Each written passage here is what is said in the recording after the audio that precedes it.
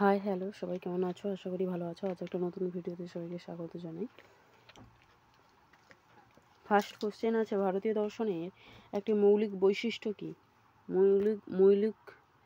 মৌলিক বা মৌল বৈশিষ্ট্য কী? না আত্মা ও মোক্ষের গুরুত্ব। ভারতীয় দর্শন মানে সবসময় যেন তত্ত্বজ্ঞানটাকে গুরুত্ব দেবে, তত্ত্বজ্ঞানের উপলব্ধিটাকে গুরুত্ব দেবে। তো সেখানে কি হয়, আত্মা, ঈশ্বর, পুনর্জন্ম, এই যে মোক্ষ, এগুলো নিয়ে আলোচনা বেশি করে। চার্বাক দর্শনের মতে জ্ঞানের একমাত্র উৎস কি? চার্বাক দর্শন মতে প্রত্যক্ষই একমাত্র সত্য। জৈন দর্শনে স্যাদবাদ বলতে কি বোঝায়? অনিত্যতা, না চরম সিদ্ধান্তবাদ, না সম্ভাবনার দৃষ্টিভঙ্গি। মানে স্যাদ সেটা হচ্ছে আংশিকভাবে সত্য, সেটা অনেক দিক থেকে বাস্তব জ্ঞান আমাদের হয়, সেটার জন্য বলা হচ্ছে যে দৃষ্টিভঙ্গিটা হবে সম্ভাবনা, দৃষ্টিভঙ্গিটা অনেক দিক থেকে হতে পারে।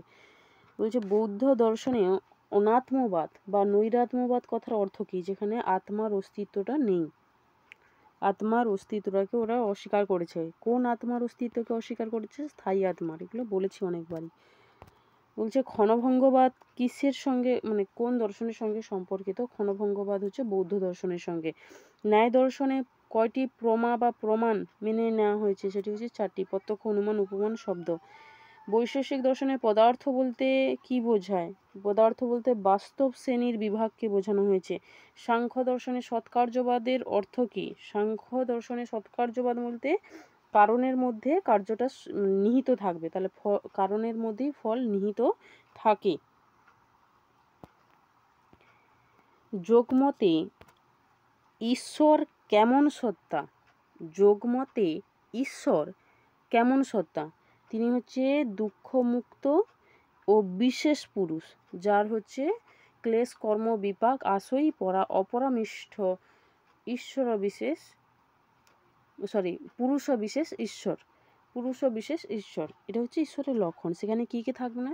না ক্লেশ থাকবে না, বিপাক থাকবে না, তারপরে হচ্ছে তোমার ক্লেশ কর্ম বিপাক আশয় থাকবে না, অপরামিষ্ট, তারপরে হচ্ছে পরামিষ্ট থাকবে না, তারপরে হচ্ছে পুরুষ বিশেষ ঈশ্বর, এটা বলা হয়েছে, যেখানে দুঃখ থাকবে না। শঙ্করাচার্যের মতে মায়া কি? শঙ্করাচার্যের মতে মায়া হচ্ছে বাস্তব জগৎ না অবাস্তবতার ঈশ্বরের লীলা কর্মফলে ফল, ওটা হবে না। তো এই দুটোর মধ্যে বাস্তব জগৎ অবাস্তবতার যা জগৎ সৃষ্টি করে, এটা হবে। নৈতিকতা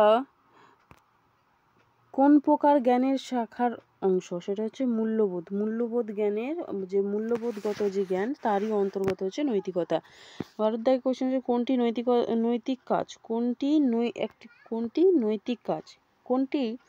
একটি নৈতিক কাজ?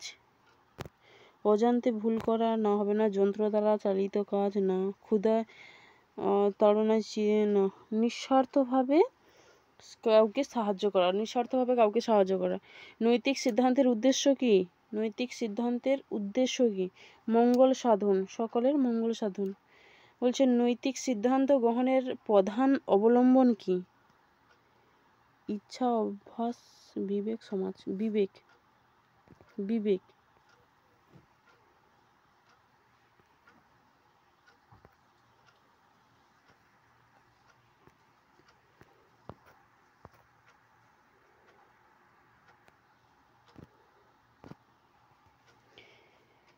কোন তত্ত্ব অনুসারে নৈতিক কাজ ফলের উপর নির্ভর করে না? কর্তব্যবাদ। আর 3টি হচ্ছে নৈতিক কাজের উপর ডিপেন্ড করে। বলছে নিচের কোনটি হলো মনোবৃত্তিগত হেডোনিজম, মানে মনস্তাত্ত্বিক হেডোনিজম? মানুষের কেবল আনন্দ পাওয়ার জন্য কাজ করে, মানে মানুষ কেবল আনন্দ পাওয়ার জন্য কাজ করে। তারপর হচ্ছে কর্তব্য পালনের জন্য কাজ করে। আত্মসংযম শেখে, মঙ্গল চিন্তায় কাজ করে। মনস্তাত্ত্বিক হেডোনিজম শুধু সবসময় যেন সুখ, আনন্দ, এটাকেই বেশি গুরুত্ব দেবে। তো হচ্ছে মানুষ কেবলমাত্র আনন্দ পাওয়ার জন্য কাজ করে। সর্বোচ্চ সংখ্যক মানুষের সর্বোচ্চ সুখ, এটা এই মতবাদটি কার? এটা হচ্ছে বেনথামের। বেনথাম।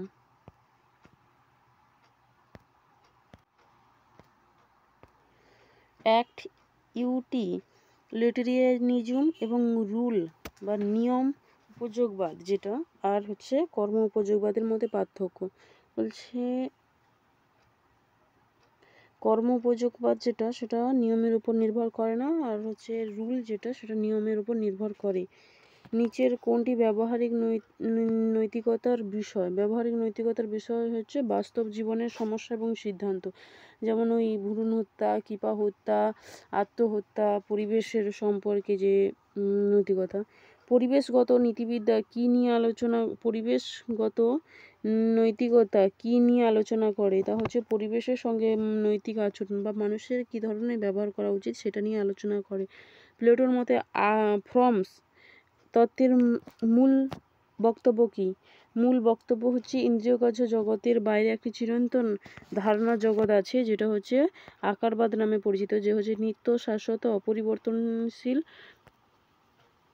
এই গুণগুলো থাকে। অ্যারিস্টটলের মতে কারণ তত্ত্ব কয় প্রকার? 4 প্রকার। কাজিটো আর্গুসাম কার লেখা, কার উক্তিটি কার? ডেকার্তের সাবস্টেন্স তত্ত্বে কয়টি মৌলিক পদার্থের কথা বলা হয়েছে? মৌলিক পদার্থ যদি এখানে যদি দ্রব্যের কয়টি ভাগের কথা হিসাবে ধরা হয় তাহলে কিন্তু 3টি, কারণ ঈশ্বর এবং জড় আর মন। কিন্তু এখানে যে কয়টি মৌলিক পদার্থের কথা বলেছে সেটা কিন্তু আমি জানি না। যদি কেউ জানো অবশ্যই এটার উত্তর দিও। স্পিনোজার মতে সাবস্টেন্স কি? স্পিনোজার মতে সাবস্টেন্স হচ্ছে একক, অসীম, ঈশ্বর তুল্য, কারণ তিনি তো অদ্বৈতবাদী। তাই মোনাডোলজিটা হচ্ছে কার? না লাইবনিজের। বলছে জন লকের মতে সমস্ত জ্ঞান আসে অভিজ্ঞতার মাধ্যমে। অভিজ্ঞতা 2 ধরনের হয়, বাহ্য এবং আন্তর। বার্কলের মতে এসেস্ট পারসেপিক অর্থ কি? এসেস্ট পারসেপির অর্থ হচ্ছে অস্তিত্ব উপলব্ধির ওপর নির্ভর করে। অস্তিত্ব উপলব্ধির ওপর নির্ভর করে। ডেভিড হিউম কিসের মধ্যে পার্থক্য করেছেন? ঈশ্বর ও বস্তু, চেতন অবচেতন, ইন্দ্রিয়ধর্মী ছাপ বা ইমপ্রেশন বা হচ্ছে মুদ্রণ এবং ধারণা বা আইডিয়া, এর মধ্যে পার্থক্য করেছেন। কোপার্নিকান রেভলিউশন ইন ফিলোসফি বলতে কি বোঝায়? যেখানে বলা হচ্ছে এটা কার? না এটা কান্টের। যেখানে কোপার্নিকাস যে তত্ত্ব সেটাতে বলা হয় বিষয়বস্তু নয়, জ্ঞানের কাঠামোয় মানব চেতনায় নিহিত থাকে। মানুষের আগে জ্ঞান, তারপরে বস্তু আসে। আগে যেটা ছিল, আগে বস্তু, তারপরে জ্ঞান ছিল। কিন্তু কান্ট এসে ওটাকে চেঞ্জ করে বললেন যে হচ্ছে আগে আমাদের জ্ঞান অনুযায়ী আমরা বস্তুর জ্ঞান হয়। মনোবিজ্ঞানের প্রাথমিক পদ্ধতি কোনটি? প্রতিফলন না মনোবিদ্যার পদ্ধতি তো 3টি। একটা হচ্ছে কি না অন্তর্দর্শন, পর্যবেক্ষণ, পরীক্ষণ। তো প্রাথমিক যেটা সেটা হচ্ছে অন্তর্দৃষ্টি বা ইন্ট্রোস্পেকশন বা হচ্ছে আত্মদর্শন বা অন্তর্দর্শন। সংবেদনের মূল বৈশিষ্ট্য নয় কোনটি? সংবেদনের মূল বৈশিষ্ট্য তো 3 প্রকারের মধ্যে আবার এগুলো ভাগগুলো দিয়েছে, তো সামাজিকতাটা আসবে না, আর 3টে আসবে। নিচের কোনটি সংবেদন ও উপলব্ধির মধ্যে পার্থক্য বোঝায়? দুটি জ্ঞানতত্ত্বের বিষয় না। সংবেদন হলো সরাসরি, আর উপলব্ধি বা প্রত্যক্ষ বা পারসেপশন সেটা হচ্ছে অর্থবোধক। যেটা দেখলাম তার অর্থবোধক হচ্ছে উপলব্ধি বা পারসেপশন।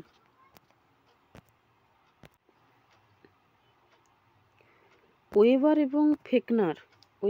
এবং ফেকনারের যে তত্ত্ব, সেই তত্ত্বটা কি সম্পর্কিত? সেটা হচ্ছে সংবেদন এবং উদ্দীপনা সম্পর্কিত যে তত্ত্ব, সেখানে হচ্ছে তিনি বলেছেন ওয়েবার আর ফেকনার হচ্ছে সূত্র দিয়েছেন, এবং ওয়েবার ফেকনারের সূত্র হচ্ছে S সমান C লোগো আর। লোগো কথার অর্থ হচ্ছে গুণ, যদি বলা হয় এটা হবে আর, তো C গুণিতক আর। এটা হচ্ছে ওয়েব এবং ফেকনারের সূত্র। ওয়েবারের সূত্র কি? ডি আর বাই আর সমান 1। তো এই দুটো নিয়ম খুব মনে রেখো, কারণ পরীক্ষায় খুব আসার সম্ভাবনা আছে। আচ্ছা, স্মৃতিশক্তির অন্যতম নিয়ম নয় কোনটি? স্মৃতিশক্তির অন্যতম নিয়ম কোনটি নয়? পুনরাবৃত্তিত হবে, অনুরূপতা, সংযুক্তি, পার্থক্য। এটা পার্থক্য হবে। সংযুক্তি করা হয়, অনুরূপতা বলতে একটার সঙ্গে আরেকটার যে মিল আছে কিনা সেটা দেখা হয়। আর হচ্ছে পুনরাবৃত্তি তো স্মৃতিতে করেই। তো স্মৃতিতে কি হয় না, যখন আমরা কোনো জিনিস দেখি সেটার সঙ্গে পুরনো কোনো কিছু ওইভাবে দেখেছি কিনা সেটা আমাদের কি হয় না, একই মিল আছে, সাদৃশ্য আছে কিনা সেটা দেখা হয়। অনুরূপতার জন্য স্বীকার করা হলো এখানে। আর সংযুক্তি বলতে তো সংযোগের কথা বলা হলো। আচ্ছা, 36 থেকে কোয়েশ্চেন হচ্ছে মনোযোগের প্রধান বৈশিষ্ট্য কোনটি? মনোযোগের প্রধান বৈশিষ্ট্য কোনটি? নির্বিচারে পরিবর্তনশীল, কেন্দ্রীভবন এবং সীমিত বিস্তার। মনোযোগটা হচ্ছে কিছুটা জায়গা জুড়ে থাকে। ট্রায়াল অ্যান্ড এরর অর্থাৎ প্রচেষ্টা এবং ভুল সংশোধনের যে তত্ত্ব, সেটা হচ্ছে থর্নডাইকের। আর প্যাভলভের হচ্ছে সাপেক্ষ প্রতিবর্তকীয়। ফ্রয়েড দিয়েছেন হচ্ছে তোমার স্বপ্নতত্ত্ব। মনস্তত্ত্ব বলতে স্বপ্নতত্ত্বের কথা বলা হচ্ছে। স্বপ্নতত্ত্ব ফ্রয়েডের মতে স্বপ্ন কি নির্দেশ করে? অবচেতন মনের প্রকাশকে নির্দেশ করে স্বপ্ন। আইকিউ নির্ণয়ের ক্ষেত্রে কোনটি একটি প্রচলিত পরীক্ষা? টারম্যান ও মেরিল স্কেলের হচ্ছে পদ্ধতি। এটা হচ্ছে বিনে এবং সেমের পরে তারা টারম্যান এবং মেরিল দিয়েছিল এই পরীক্ষা, বুদ্ধির যে পরীক্ষার যে পরীক্ষা, সেটা পুনরায় আবার পরিবর্ধিত করেছিল। 2 ফ্যাক্টর থিওরি অফ ইন্টেলিজেন্স, এটি কার? না, এটা হচ্ছে স্পেয়ারম্যানের, যেখানে দুটি তত্ত্ব থাকে, এস এবং জি থাকে। যুক্তিবিদ্যায় সোশ্যাল গ্রুপ বলতে কি বোঝানো হয়েছে? সোশ্যাল গ্রুপ বলতে মানুষের সমবায় ও সম্পর্কের গোষ্ঠী এটা হবে। কাস্ট অ্যাট্রিটিউড বলতে শ্রেণীগুণের যে বলতে কি বোঝায়? ব্যক্তির অর্থনৈতিক শ্রেণীর প্রতি মনোভাব, রাজনৈতিক মতবাদ, ধর্মীয় বিশ্বাস, সামাজিক অবস্থা। না, ব্যক্তির অর্থনৈতিক শ্রেণীর প্রতি বিভাগ বলতে শ্রেণী অনুযায়ী কার কেমন ইনকাম তার উপর ডিপেন্ড করে হচ্ছে শ্রেণীর যে ভাগ সেটা করা হয়। বলছে মার্ক্সবাদী দৃষ্টিভঙ্গি বা দৃষ্টিকোণ থেকে সোশ্যাল চেঞ্জিং বা সামাজিক পরিবর্তন কাকে বোঝানো হয়েছে? সামাজিক শ্রেণীদ্বন্দ্ব ও পরিবর্তনকে বোঝায়। সামাজিক শ্রেণীদ্বন্দ্ব এবং পরিবর্তনকে বোঝানো হয়েছে। গণতন্ত্রের কোনটি রূপ নয়? প্রত্যক্ষ প্রতিনিধিত্ব, ব্যারোক্রেটিস। আচ্ছা, একতান্ত্রিক হচ্ছে গণতন্ত্রটা গণতন্ত্রের অঙ্গ নয়। সর্বদয়বাদ ধারণার প্রবর্তককে? সর্বদয়বাদ হচ্ছে গান্ধীজি। থিওরি অফ ট্রাস্টিশিপ কার ভাবনা? গান্ধীজির। পলিটিক্যাল ফিলোজফি প্রকৃতি কেমন? এটা সবসময়ের জন্য বৈজ্ঞানিক এবং তাত্ত্বিক হবে। কারণ ওইখানে পলিটিক্যাল ফিলোজফিতে মার্ক্সবাদীদের মত আছে।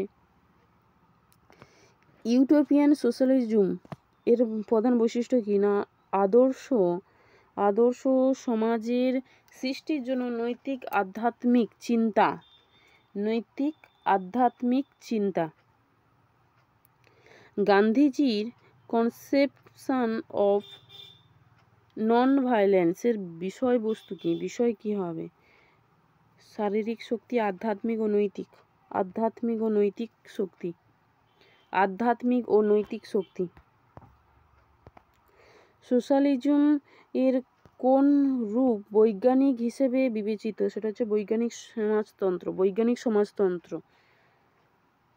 ক্যাটাগরিক্যাল প্রপোজিশনের কোয়ালিটি বলতে গুণ কি বুঝেছে? বচনের পরিমাণ, বচনের সত্যতা,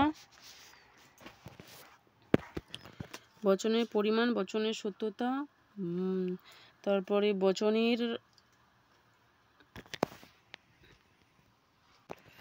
বচনের ধরনের বর্ণনা, অ্যাফার্মেটিভ নেগেটিভ, এটাই হবে। মানে যেহেতু গুণের কথা বলা হয়েছে, গুণ সি, এটা সি অপশানটা হবে। আচ্ছা, অবভার্সেশন কি বলছে? বচনকে পাল্টানো, বচনের মান পরিবর্তন, একটি বচনের মান ও গুণের পরিবর্তন সহ তার পরিপূরক, এটা হবে। মানে বিবর্তনের ক্ষেত্রে কি হয়, তার মান এবং গুণের পরিবর্তনটা ঘটে এবং তার পরিপূরকটা হয়। বলছে স্কোয়ার অফ অপোজিশন, মানে বিরোধিতার ক্ষেত্রে কোন সম্পর্ক ভুল, কোন সম্পর্কটা ভুল সেটা বলতে হবে। ফার্স্ট দেওয়া আছে বিপরীতে দুটি বচন একসাথে সত্য হতে পারে না।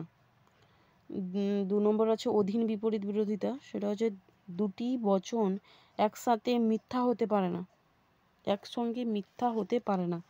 তারপরে দিয়েছে দুটি বচন একসঙ্গে সত্য হতে পারে না, এটা ভুল। একটা সত্য হলে অপরটা মিথ্যা হবে, একটা সত্য হলে অপরটা মিথ্যা হবে। কারণ বিরোধিতার ক্ষেত্রে এটা বিরোধিতা, যেখানে এ বচন সত্য হলে ও বচন মিথ্যা হবে, ও বচন সত্য হলে এ বচন মিথ্যা হবে। ক্যাটাগরিক্যাল সলিলিজম ফ্যালাসি বলতে কি বুঝিয়েছে? ফ্যালাসি বলতে যুক্তিবিদ্যার সঠিক উপসংহার, যুক্তিবিদ্যার ভুল উপসংহার, বচনের সত্যতা, বচনের গঠন। ফ্যালাসিতে কি করা হয় না, ফ্যালাসিতে বৈধতা বিচার করা হয়, ভুল উপসংহার কি সেটা ভুল নয় ঠিক সেটা বিচার করা হয়। ভেন ডায়াগ্রাম ব্যবহারের প্রধান উদ্দেশ্য কি? প্রধান উদ্দেশ্য হলো যুক্তি প্রমাণ করা, গাণিতিক সমস্যা সমাধান করা, যুক্তির ত্রুটি আবিষ্কার করা। তো ডি। কেন না যুক্তির প্রমাণ করা, যুক্তি বৈধ না অবৈধ সেটা প্রমাণ করা, এবং যুক্তি যদি ত্রুটি থাকে সেটা কী কারণে ত্রুটি হলো সেটা আবিষ্কার করা। ট্রুথ ফাংশনের মধ্যে কনজেনশন বলতে ডটের ক্ষেত্রে ডটের অর্থ কি? ডটের ক্ষেত্রে কি হয় না, দুটি যদি সত্য হয়, দুটি বচন একসঙ্গে সত্য হওয়া, দুটি বচন যদি সত্য হয় তবে সেটা সত্য হবে, না হলে সব জায়গায় মিথ্যা। মেথড অফ রিসলিউশন কোন ক্ষেত্রে, এটা বলে কোন ক্ষেত্রে ব্যবহার করা হয়? এটা যুক্তি পরীক্ষার ক্ষেত্রে ব্যবহার করা হয়, এটা যুক্তি পরীক্ষার ক্ষেত্রে, লঘুকরণের কথা বলা হচ্ছে, যুক্তি পরীক্ষার ক্ষেত্রে ব্যবহার করা হয়। কোয়ান্টিফিকেশনে ইউনিভার্সাল, মানে কোয়ান্টিফিকেশন যে থিওরি আছে তাতে ইউনিভার্সাল ইনস্ট্যান্টিয়েশন এর অর্থ, মানে ইউআর অর্থটা কি, ইউআর অর্থটা কি সেটা বলতে হবে। সকল সদস্যকে ব্যক্তিগত রূপে গ্রহণ করা, একটি ব্যক্তিগত সদস্যকে সাধারণে রূপান্তর করা, এটা হচ্ছে সকল, মানে এটা তো সামান্য বচন নেই, ইউনিভার্সাল কথা হচ্ছে, তাহলে সকল সদস্যকে ব্যক্তিগত রূপে গ্রহণ করাটাই হবে। আচ্ছা, তারপরে আছে যে মিলের হচ্ছে মেথড অফ আর্গুমেন্ট, অর্থাৎ অন্যয় যে পদ্ধতি আছে সেটা কি নির্দেশ করে? একক কারণের উপস্থিতি, একাধিক কারণের অনুপস্থিতি, কারণ ও প্রভাবের মিল থাকা, কারণ ও প্রভাবের পার্থক্য। তো এটা হচ্ছে মিল দেখা হবে ব্যাপারটা। তো মিল যদি দেখা হয় তাহলে কি হবে না, কারণ আর ফল, প্রভাব বলতে ফল, এখানে ফলের মধ্যে কারণ এবং কার্যের মধ্যে যে কতটা মিল আছে সেটা দেখা।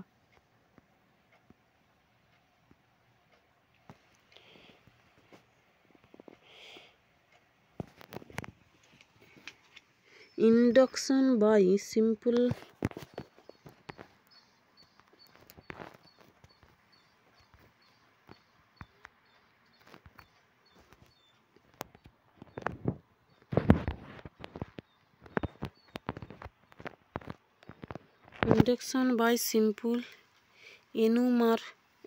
এনুমারেশন বলতে কি বোঝায়? বলছে নির্দিষ্ট সকল ক্ষেত্রে অভিজ্ঞতার মাধ্যমে সামান্যীকরণ, অভিজ্ঞতার মাধ্যমে বলছে যুক্তি ও বিশ্লেষণের প্রক্রিয়া, অনুমান ও ভবিষ্যৎবাণী, বৈজ্ঞানিক গবেষণা।